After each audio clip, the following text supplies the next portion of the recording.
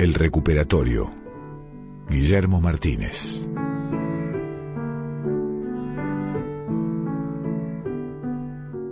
En 1984, yo tenía 23 años y estaba preparando mi tesis de magíster en matemática, que se titulaba Sobre las lógicas tetraedrales y pseudocomplementadas de Lukasiewicz. Título este que por alguna razón causaba mucha gracia a mis amigos. Alquilaba un departamento pequeño en Congreso, y aunque frecuentemente omitía la cena, con el dinero que recibía como becario a duras penas llegaba a fin de mes. Por ese motivo, había aceptado una ayudantía en la Facultad de Ciencias, en una materia de lógica. Este sueldo adicional me alcanzaba para pagar el abono al Mozarteum, comprar algún libro e ir al cine 2 veces por mes. Daba clases en el horario nocturno y mis alumnos tenían la misma edad que yo, si no eran, en muchos casos, mayores. Enseñar me entusiasmaba. Más aún, me proporcionaba una satisfacción secreta, hasta entonces desconocida por mí. Soy algo tímido, pero había descubierto que, subido a la tarima, con la tiza en la mano, me transformaba en otra persona. Adquiría una elocuencia imprevista y podía explicar las fórmulas más arduas con un fervor ligero y sonriente que se contagiaba a mis alumnos. Con asombro y algo de orgullo, advertía que era capaz de maravillarlos con las paradojas de Cantor y Russell, o mantenerlos en vilo en medio de una demostración en el instante de incertidumbre que media entre la hipótesis y la tesis, y hasta hacerlos reír a veces, con uno de esos chistes abstrusos que solo entienden los matemáticos. Me sentía, por primera vez, cautivador. Había, sin embargo, entre mis alumnos una chica que no se dejaba seducir. Esta chica, que tenía un apellido impronunciable, no faltaba nunca y se sentaba invariablemente en la última fila, en uno de los rincones. Era muy hermosa, aunque daba la impresión de no consentir su belleza. Raramente se pintaba e iba siempre vestida con una sencillez que parecía deliberada, como si quisiera evitar que la mirasen. Tomaba sus notas con aplicación, pero pronto sospeché que no entendía demasiado. Era evidente, sobre todo, que no le interesaba una palabra de cuanto se decía en el curso.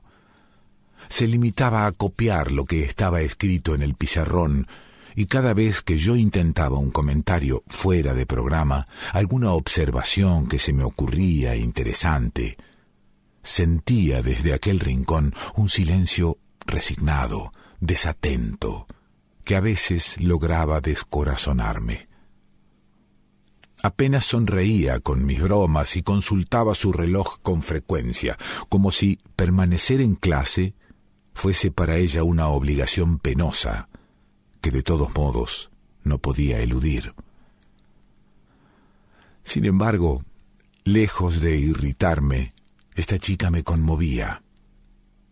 Había algo patético, desigual, en esa resistencia callada, y cada vez que yo daba una nueva definición, cada vez que repetía una explicación y los demás asentían con la cabeza, tenía la sensación de que la íbamos dejando más y más sola.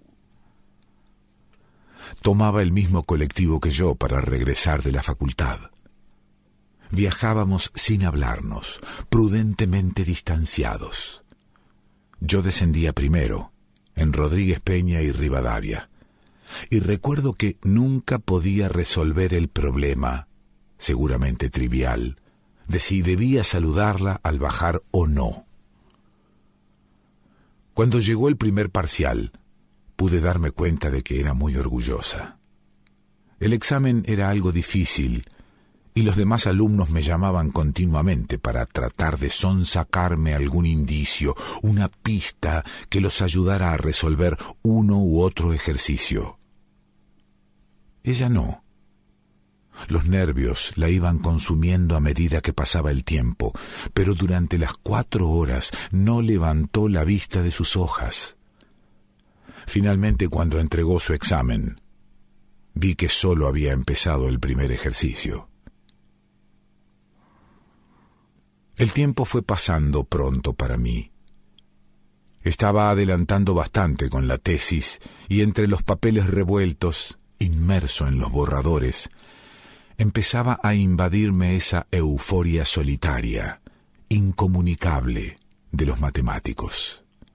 Aquello que escribía, que era casi incomprensible, era a la vez absolutamente cierto. Fue en aquel cuatrimestre también que, ahorrando el cine de 2 meses, logré comprar una biblioteca de caña, en la que convivieron estrechamente Gramsci con los Piskunov, el Rey Pastor con Gombrowicz y el Principia Mathematica con las ofertas polvorientas de la calle Corrientes. No recuerdo ningún otro suceso particular. Era feliz. La felicidad no precisa demasiados motivos. El curso proseguía sin sobresaltos. Cuando hablé de los teoremas de incompletitud, pude ver cómo iba asomando el desconcierto en todas las caras, y luego el asombro, temeroso, casi reverencial. Miré de soslayo a mi alumna. Ni siquiera aquello, ni siquiera Gödel, había logrado sacarla de su mutismo. Me sorprendía un poco que siguiera asistiendo a clase. Ahora estaba convencido de que debía sufrir durante esas 2 horas. Llegó el segundo parcial y aunque fue más fácil que el anterior, ella no entregó su examen. Desde la tarima la vi borronear papeles, morder nerviosamente la punta del lápiz, debatirse inútilmente. Ni una sola vez pidió auxilio. Cuando expiraba el plazo y el aula estaba casi vacía, guardó lentamente las cosas en su mochila y se fue. Yo recogí los últimos exámenes y salí un instante después. La encontré en la parada del colectivo. Hacía frío, era de noche, y éramos las 2 únicas personas esperando el 37, de modo que debía hablarle.